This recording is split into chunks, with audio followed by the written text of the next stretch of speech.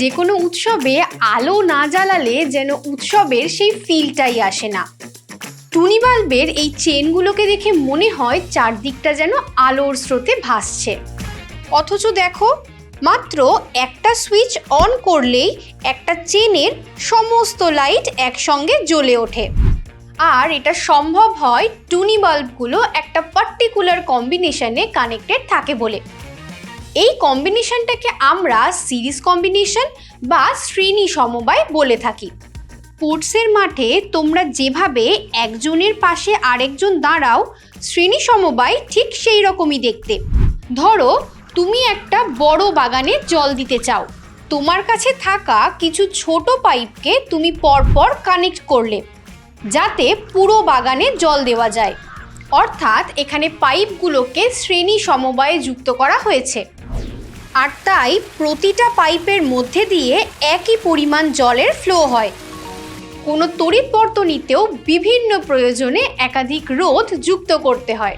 যদি একটা রোধের শেষ প্রান্ত অন্যটার প্রথম প্রান্তের সঙ্গে যুক্ত করা হয়, তাহলে রোধের শ্রেণী সমবায় তৈরি হয় এবং এই প্রতিটা রোধের মধ্যে দিয়ে তড়িৎ প্রবাহ মাত্রা সমান হয়। কিন্তু এক্ষেত্রে প্রতিটা রোধের প্রান্তীয় বিভব প্রভেদ আলাদা থাকে। ধরো কোনো তড়িৎ বর্তনীর এ ও ডি বিন্দুর মধ্যে R1, R2, R3 এই তিনটে মানের রোধকে শ্রেণী সমবায়ে যুক্ত করা হয়েছে। বর্তনীর এ ও ডি বিন্দুর মধ্যে বিভব প্রভেদ V।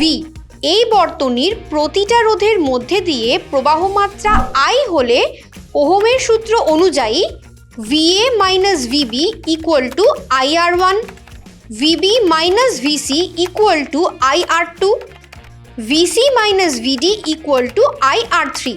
উপরের তিনটে সমীকরণকে যোগ করে পাই VA minus VD equal to I into R1 plus R2 plus R3। এবার আবার একটু বাগানে ফিরে যাই।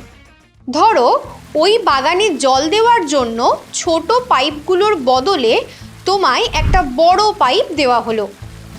এই বড় পাইপটা দিয়েও পুরো বাগানে জল দেওয়া যায়। তড়িৎ বর্তনীর ক্ষেত্রেও আমরা এই তিনটে রোধের বদলে একটা মাত্র রোধ ব্যবহার করে বর্তনীর দুই প্রান্তের বিভব প্রভেদ ও প্রবাহ মাত্রা সেম রাখতে পারি।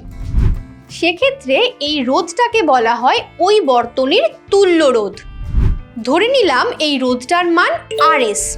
তাহলে আবার বর্তনীতে ওহমের সূত্র অ্যাপ্লাই করে বলা যায় VA minus VD equal to IRS। 4 ও 5 নম্বর সমীকরণ তুলনা করে পাই IRS equal to I into R1 plus R2 plus R3 বা RS equal to R1 plus R2 plus R3। অর্থাৎ শ্রেণী সমবায়ে তুল্য রোধের মান ব্যবহৃত রোধগুলোর যোগফলের সমান এবং এই মান ব্যবহৃত প্রতিটা রোধের মানের থেকে বেশি হয়।